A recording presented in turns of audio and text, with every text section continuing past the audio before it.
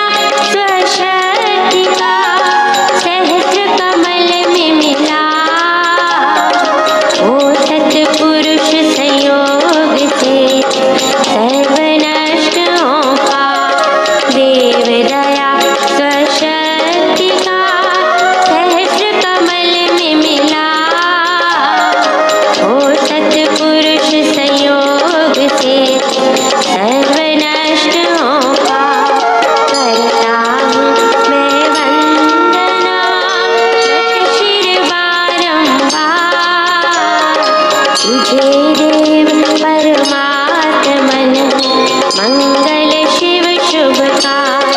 अंजलि परमस्तक किए विनय भक्ति के साथ।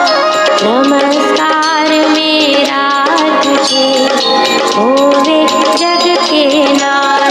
दोनों कर को जोड़ कर मस्तक घुटने तुझको हो प्रणाम मम शत शत कोटि अनेक। पाप हरण मंगल करण चरण शरण का ध्यान।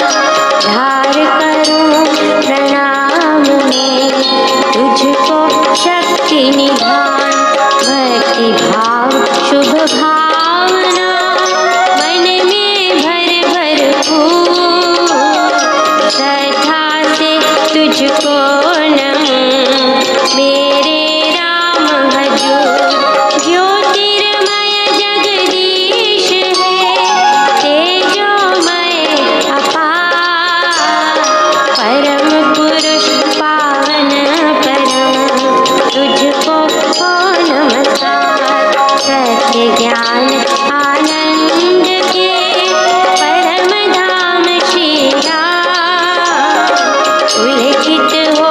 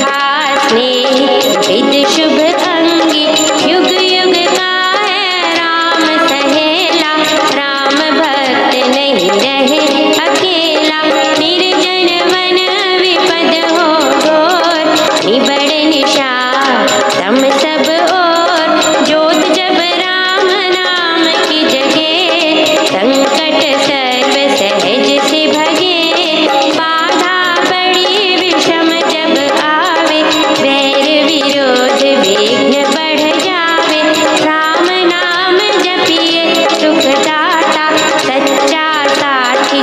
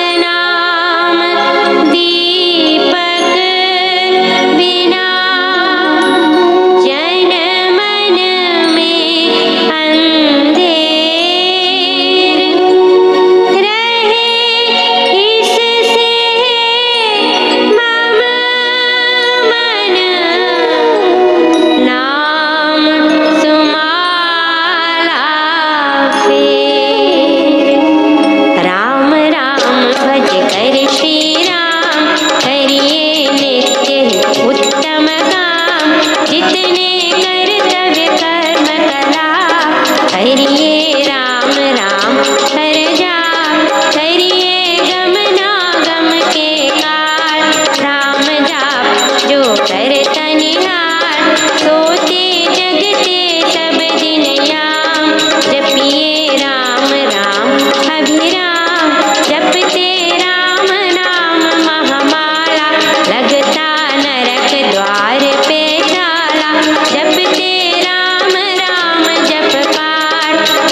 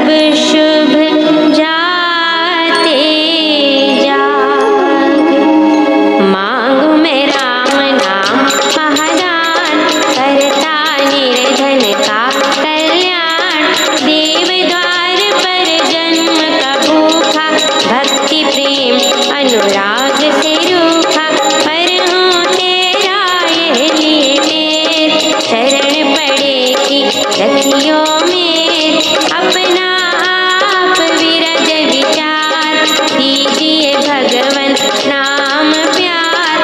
राम नाम ने वे भी तारे, जो थे अधर्मी अधम हत्यारे। कपटी कुटिल कुकर्मी अनेक, तर गए राम नाम लेख। तर गए धृति धारणाहीन, धर्म कर्म में जन अति दीन। राम राम श्री राम जप जाप, हुए अतुल विमल अपाप। राम नाम मन मुख में बोले, राम नाम भी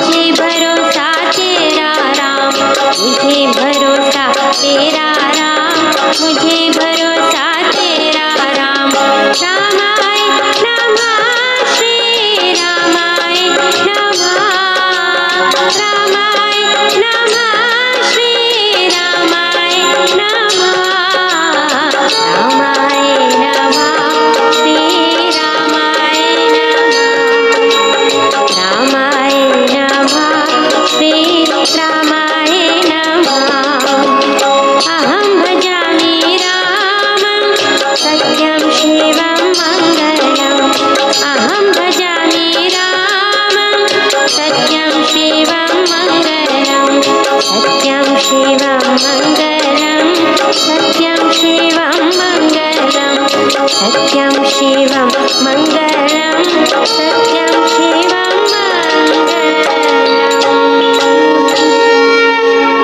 वृद्धि आस्तिक भाव की शुभ मंगल संचार अभ्युदय सद धर्म का राम नाम विस्तार वृद्धि आस्तिक भाव की शुभ मंगल संचार अभ्युदय सद धर्म का राम नाम विस्तार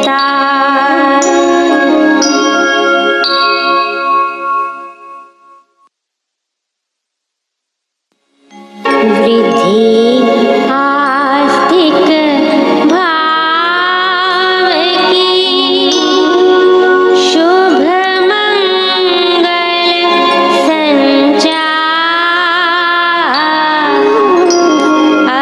अभ्युदय सद धर्म का राम नाम विस्तार वृद्धि आस्तिक भाव की शुभ मंगल संचार अभ्युदय सद धर्म का राम नाम विस्तार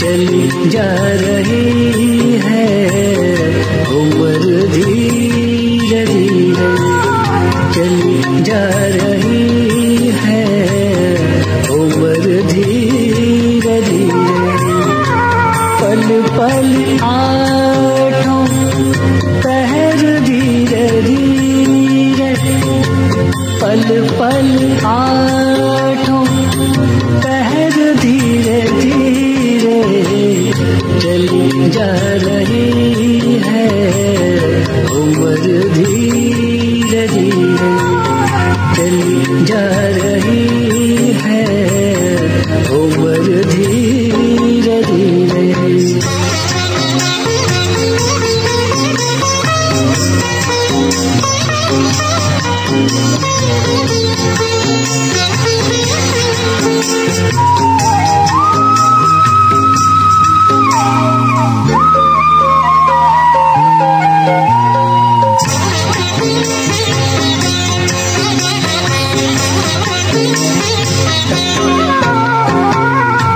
बचपन भी जाए जवानी भी जाए,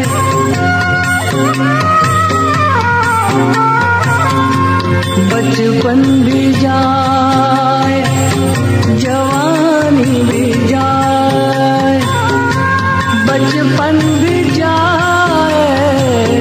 जवानी भी जाए, बचपन भी जाए जवानी भी जाए, बुढ़ापे का होगा असर धीरे धीरे, बुढ़ापे का होगा असर धीरे धीरे, पल पल आठों पहर धीरे धीरे, पल पल आठों पहर धीरे धीरे चली जा रही है उम्र धीरे धीरे चली जा रही है उम्र धीरे धीरे।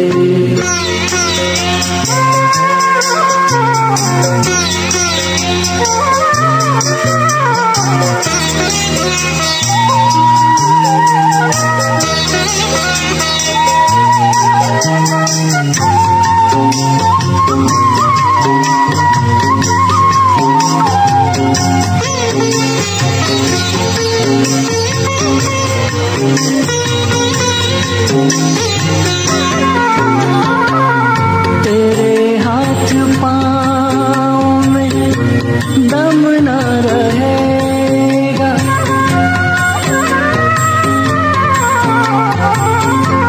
तेरे हाथ पाँव में दम न रहेगा, तेरे हाथ पाँव में दम न रहेगा, तेरे हाथ पाँव में दम न रहेगा।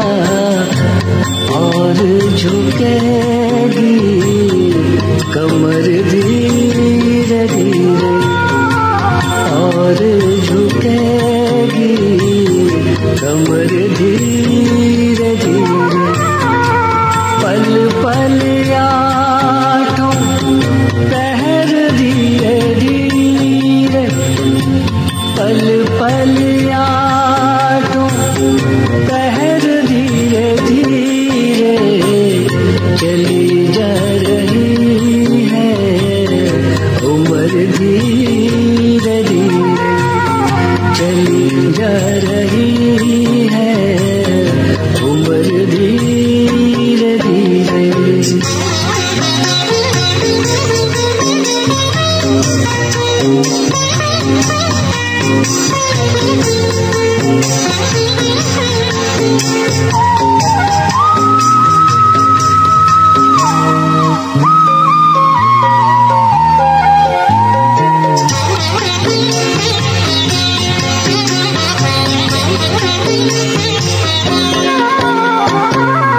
बुराई को अपने मन से हटा ले,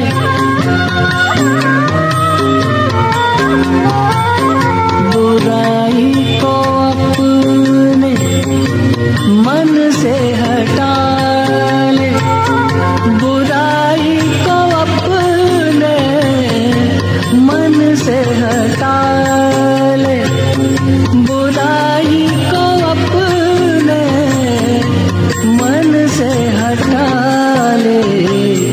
तभी होगा प्रभु का मिलन धीरे धीरे, तभी होगा प्रभु का मिलन धीरे धीरे।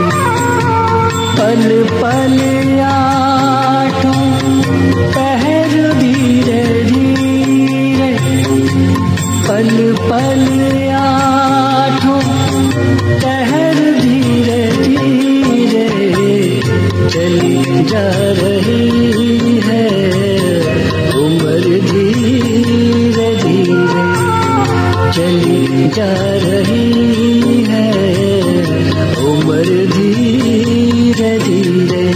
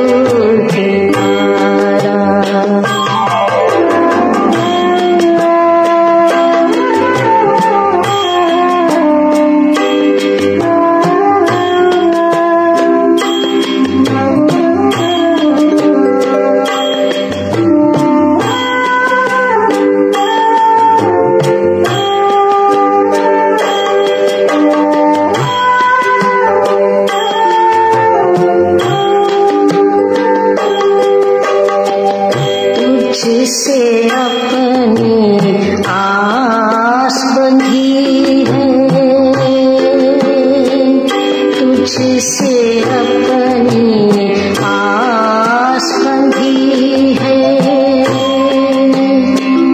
तुझसे मन की डोर जुड़ी है, तुझसे अपनी आस बंधी है, तुझसे अपनी डोर जुड़ी है। ले चल पार किनारे, ले चल पार किनारे,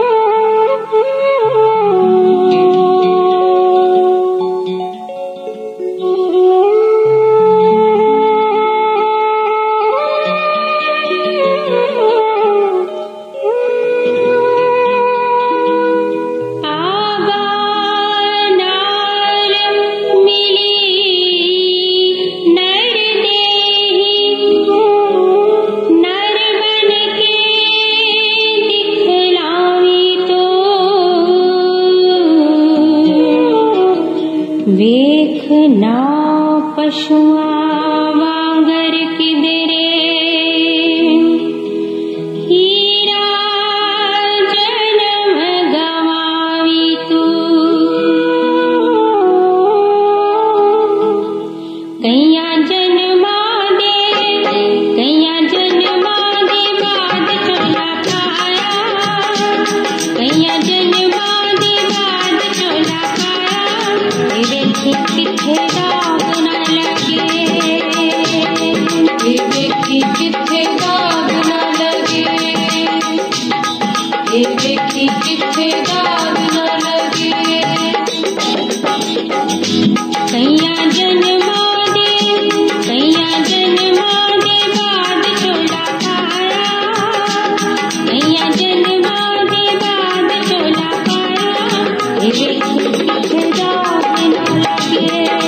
पाया, तेरे किथे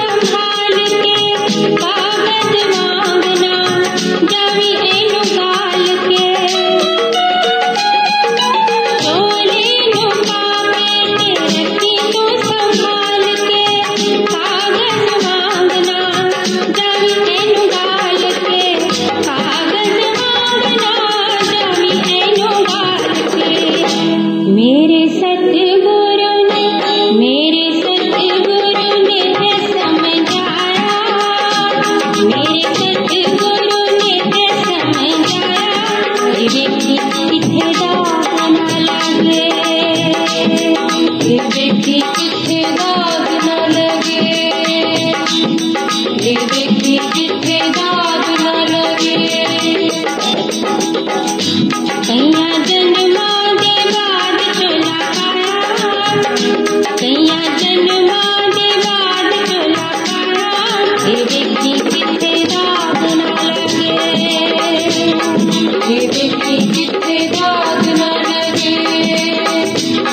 तेरे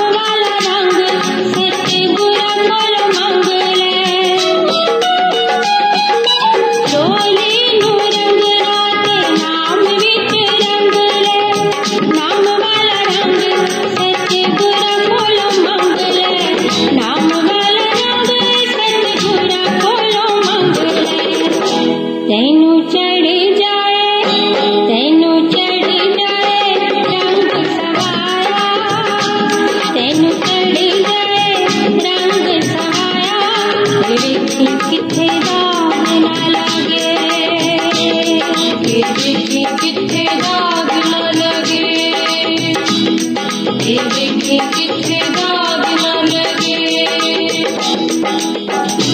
कैया जन्मा दे बाद चोला पाया, कैया जन्मा दे बाद चोला पाया देखी किथे दाग न लगे देखी किथे दाग न लगे देखी किथे दाग न लगे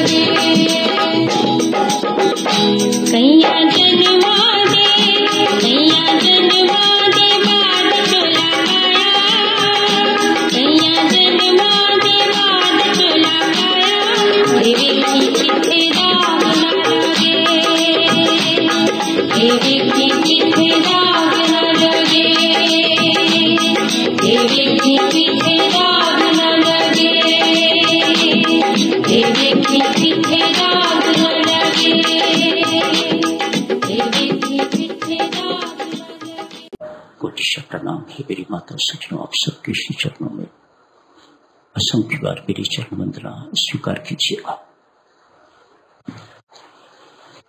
सदाचार की चर्चा चल रही है साधुजनों। सदाचार अर्थात चरित्र, धर्माचरण की चर्चा चल रही है, सत्य पर आचरण की चर्चा चल रही है। संत महात्मा फरमाते हैं, पॉपुलर सीन भी है साधुजनों, health is lost, wealth is lost, nothing is lost, when character is lost everything is lost. चरित्र बहुत बड़ा बल है, ईमानदारी बहुत बड़ा बल है। इसके बिना आप देवी हो, नर हो, नारी हो, आप आध्यात्मिक नहीं बन पाओगे। चैतन्य महाप्रभु ठोक बजा के कहते हैं, जो मर्जी कर लो, जितने जन्म मर्जी कर लो, जब तक जीवन में पवित्रता नहीं आएगी, चरित्रवान नहीं होवोगे, आप सदाचारी जब तक नहीं बनोगे, तब तक आध्यात्मिक नहीं बन पाओगे। अभाव आपको कहीं ना कहीं से चुभता रहेगा, कांटे की तरह रेगुलर पिन प्रिक्स देता रहेगा। बहुत बड़ा बल है सदाचरण में। सदाचार ईमानदार चपरासी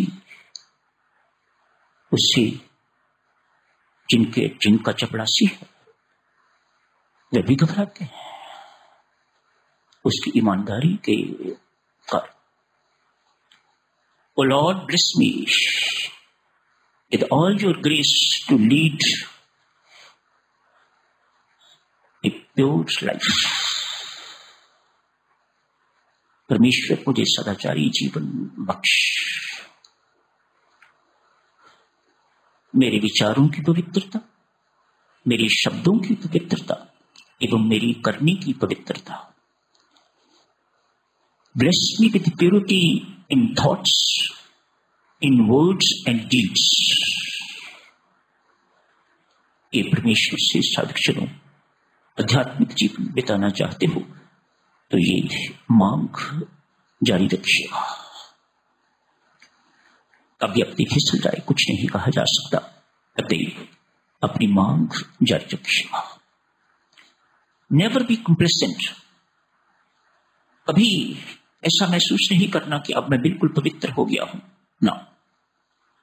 हमेशा ऐसा ही मान के कि मेरे अंदर अभी भी किसी न किसी प्रकार की कमियां हैं, परमात्मा की कृपा मांगते रह कीजिएगा। बहुत बड़ी सिफारिश है साधकजनों, ये कुछ धारणाएं अपलेट कुछ बदली हैं। बेचारा ईमानदार आदमी पिसता हुआ दिखाई देता है, लेकिन ये सत्य नहीं है। वह संसार में पिस सकता है, परमात्मा के घर में नहीं पिस सकता। वह परमात्मा के घर में उसका बहुत सम्मान है। सत्य तो यह है मेरी माता और सज्जनों, ईमानदारी जो है बहुत बड़ा गुण है, बहुत बड़ा धर्म है, बहुत बड़ा बल है, अपने आप में बहुत बड़ी सिफारिश है। ये कहना कि हमारी कोई सिफारिश नहीं, इसलिए हमारा काम नहीं बना, औरों की सिफारिश थी, काम बन गया, दिखाई तो ये देता है, कोई शक नहीं इसमें। बिल्कुल ऐसा ही दिखाई देता है जैसी आप शिकायत करते हो, लेकिन ये सत्य नहीं है। काश आपके पास सदाचरण की सिफारिश होती तो आपको किसी दूसरे की सिफारिश की आवश्यकता नहीं। सीवी रमन बहुत बड़े वैज्ञानिक हुए हैं, हर कोई साइंटिस्ट उनके नाम से परिचित है। आज साधक अपनी प्रयोगशाला में, अपनी लेबोरेटरी में उन्हें एक यंग साइंटिस्ट की जरूरत है। एक पोस्ट सुबह से तांता लगा हुआ है। सीवी रमन की लैब में काम करने का सौभाग्य प्राप्त होगा। वह कौन होगा? ब्रिलियंट से ब्रिलियंट यंग साइंटिस्ट, वैज्ञानिक सुबह से इंटरव्यू के लिए आए। सीवी रमन स्वयं साक्षात्कार के लिए बैठे हुए। शाम के 4 बज गए, 4:30 बज गए, कोई भी सफल नहीं हुआ। रमन साहब ने किसी को नहीं चुना, सब अनफिट डिक्लेयर कर दिए गए।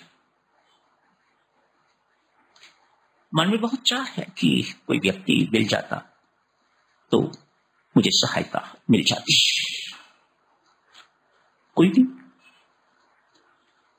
कोई इन्फीरियर तो लेने का कोई फायदा नहीं, कौन मत्थापच्ची करता रहेगा। अपनी मेहनत कम करने के लिए, अपनी सहायता के लिए ही तो मुझे सहायक चाहिए, और यदि मुझे ही उसकी सहायता करनी पड़ेगी तो मैं क्या करूंगा। क्या देखते हैं, अपने ऑफिस में बैठे हुए सब चले गए, जितने भी इंटरव्यू देने के लिए आए हुए थे, एक एक करके सब को रिजेक्ट किया और चलते बने। एक युवक उनके ऑफिस के आगे, और मुख्य ऑफिस जहां मेन कार्यालय जिसे कहा जाता है, एक तो उनका अपना ऑफिस, एक जनरल ऑफिस, एडमिनिस्ट्रेटिव ब्लॉक कहीं, उसके आगे चक्कर लगा रहा है। रमन साहब ने पहले अंदर से देखा, फिर बाहर जाके देखा और उसे डांटा। जब तुम रिजेक्ट हो चुके हुए हो, मन में संदेह हुआ होगा, शायद मेरे तक किसी की सिफारिश पहुंचाना चाहता है। होता है कोई वर्ड मेरी तरफ से रमन साहब तक पहुंचा दे तो शायद मेरा काम हो जाए। रमन साहब को इस बात का शक हुआ, अतः पूछा, मिस्टर, जब तुम रिजेक्ट कर दिए गए हो तो फिर मेरे ऑफिस के आगे या इस ऑफिस के आगे बार बार चक्कर लगाने से क्या मतलब? जो कहता है, सर माफ करें, मैं आपके उस क्लर्क को ढूंढ रहा हूं जिसने हमें आने जाने का फेयर दिया था यहाँ इंटरव्यू के लिए। गलती से उसने पैसे बहुत ज्यादा दे दिए हैं। मैं लौटाने के लिए उस क्लर्क को ढूंढ रहा हूं। मुझे आपसे कोई काम नहीं है। रमन साहब ने उस युवक की बात सुनी और कहा, young man, you are selected.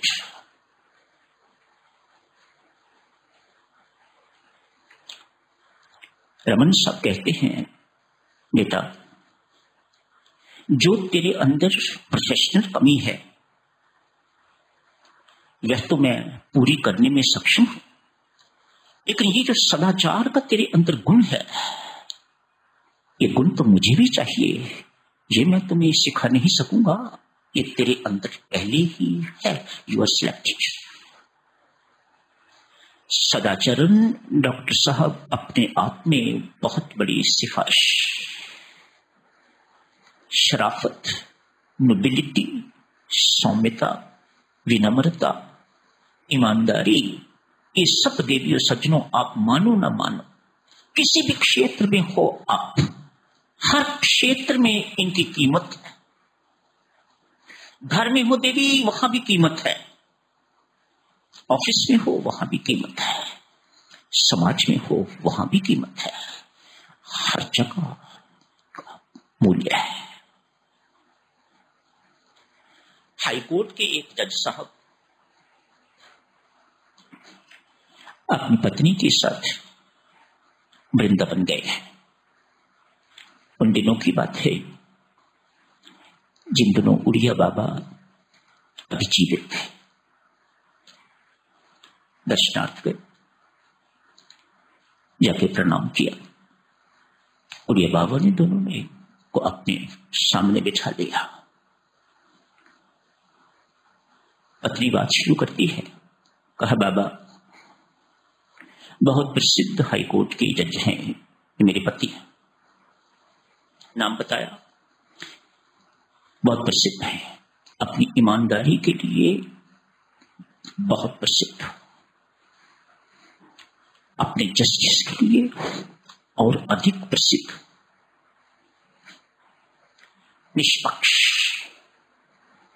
किसी भी कीमत पर न ही कभी कोई गलत फैसला हुआ है और न ही किसी कीमत पर इन्होंने किसी का पक्ष ही लिया है। बहुत समृद्ध जज साहब। एक ही शिकायत है मेरी, घर में आई लक्ष्मी को स्वीकार नहीं करते, नित्य ठुकराते रहते हैं। मेरी पत्नी की शिकायत आपने सुनी। मैं अपने विषय में थोड़ा सा आपको बताता हूं। मैं एक विशुद्ध वैष्णव परिवार से हूं। शब्दों पर ध्यान दो, हो सकता है ब्राह्मण हूं। शुद्ध वैष्णव परिवार से। वकील बनने से पहले मेरे पिताश्री ने मेरे से वायदा दिया था, बेटा, मैं तुम्हें कुछ एक बातें स्पष्टतया धर्मानुसार, शास्त्र के अनुसार बताता हूं। ईमानदारी जैसा पुण्य कोई नहीं, बहुत बड़ा बल है इसमें। सदा ईमानदार रहना, बेईमानी के पैसे को छूना ना, कभी झूठा केस न लेना और किसी निर्दोष को दंड दिलवाने का महापाप जिंदगी में कभी ना करना। ये 3-4 बातें पिता ने अपने पुत्र से कही है। धन्य है ऐसा बाप और धन्य है ऐसा पुत्र जो उनकी कही हुई वाणी को सत्य करेगा, अक्षरशः सत्य करेगा। जज साहब बाबा को बता रहे हैं, बाबा, मैंने इन सब बातों का जब तक वकील था पालन किया। कभी भी किसी प्रकार की उदासी नहीं हुई, कहीं भी। जज बन गया। जज बनने के बाद परमेश्वर से रोज प्रार्थना करता हूं, अभी तक भी। परमात्मा देव, तूने जजमेंट की कुर्सी पर मुझे बिठाया हुआ है, किसी भी प्रकार से मेरे से कोई गलती न हो जिससे तुझे मेरे पाप का मुझे दंड देना पड़े। कितनी सुंदर प्रार्थना है। मैं जजमेंट की कुर्सी पर बैठा हुआ हूं, आपने बिठाया हुआ है मेरे राम। आप इससे निवेदन करता हूं, आप इससे प्रार्थना करता हूं, मेरी लाज रखना। इन हाथों से बहुत ताकत है इस कलम में। जो इसने लिख दिया, जो इसके मुख से निकल गया, वह उतना ही सत्य है जितने आपके मुख से निकली हुई बात। ये मैं परमात्मा से कहता हूं, इन हाथों से कोई गलती न हो, मानो तुम्हें मेरे किए हुए पाप की कभी सजा न देनी पड़े। सिख धनी लोग मेरे पास आते हैं, आके मुझे पैसे देने की कोशिश करते हैं ताकि मैं फैसला उनके पक्ष में कर दूं। मैं अपने पिताजी को दिए हुए वायदे के अनुसार उस पैसे को छूता तक भी नहीं और उन्हें घर से बाहर निकाल देता हूं। मेरी पत्नी इसी को कहती है कि लक्ष्मी घर आई स्वीकार नहीं करते। मेरी पत्नी यही कहती है कि घर आई लक्ष्मी को ये ठुकरा देते हैं। बाबा ने सारी बात सुन के कहा, धन्य हो जज साहब, शाबाश, बहुत बड़ी उपलब्धि है आपके जीवन की। आपने ईमानदार, सत्यनिष्ठ, शराफत का जीवन बिताया है। पत्नी की ओर इशारा करके कहते हैं, बीबी तो बाप की भागिन क्यों बनती है? तेरा पति ईमानदार है, सत्य मार्ग पर चल रहा है, धर्म के मार्ग पर चल रहा है, तो उसे ये बार बार ऐसी बातें कह के बार बार करके कुमार्ग पर क्यों चलाना चाहती है? क्यों पाप कमाना चाहती है? याद रख, बेईमानी का पैसा जिसे तू लक्ष्मी कह रही है, बेईमानी का पैसा शांति के अतिरिक्त और कुछ नहीं देगा। अल्पकालिक शांति हो सकती है, शांति नहीं, लेकिन अल्पकालिक एक प्रकार का झूठा संतोष, एक प्रकार की संतुष्टि, इसी गलत संतुष्टि, एक प्रकार का अल्पकालिक सुख उस वक्त मिलता है, लेकिन अल्टीमेटली शांति देता हुआ यही पैसा आपके सर्वनाश का कारण बन जाता है। ये उड़िया बाबा ने उन दोनों को कहा। ईमानदारी से रूखी सूखी साधक्षणों मिल जाए, अपना जीवन धन्य समझना चाहिए। बेईमानी से चिकनी चुपड़ी, मटर पनीर, पुलाव इत्यादि चांदी के बर्तनों में खाना, ये कहीं का नहीं छोड़ेगा। यहां से किसी ढंग से बच जाओगे। आपने सुना था ना, वह महात्मा जो दिल्ली से पठानकोट जा रहे थे, गार्ड को यही कहा था ना, आप कहां तक मेरे साथ जाओगे? जिंदगी पठानकोट तक ही समाप्त नहीं हो जाती, जिंदगी खत्म होगी परमात्मा के घर तक जाने पर। यहां तो तू बचा लेगा, तेरा दूसरा साक्षी मुझे बता लेगा, लेकिन उसके घर में मुझे कौन बचाएगा? जो पाप तुम मेरे से करवाना चाहते हो, अभी मैं पाप करके उस पाप से बच भी जाऊंगा, अनैतिक कर्म जो तुम मेरे से करवा रहे हो गार्ड साहब, मैं उससे बच जाऊंगा, लेकिन राम के घर, परमात्मा के घर मुझे कौन बचाएगा? जिंदगी पठानकोट तक ही समाप्त नहीं होती, आगे भी है। जारी रखेंगे सार्वजनिक इस चर्चा को और आगे इस वक्त परमेश्वर से नित्य मांगना, परमात्मा नाम भक्ति दे, श्वास श्वास से नाम का स्मरण हो, नाम भक्ति दे, भक्ति में जीवन दे, साधनामय एवं सदाचारी जीवन दे। जरूर मांगना सदाचारी जीवन परमात्मा दे, पवित्र जीवन दे। शुभकामनाएं साथियों, मंगल कामनाएं, परमेश्वर की कृपा सदा सदा सब पर बनी रहे। धन्यवाद।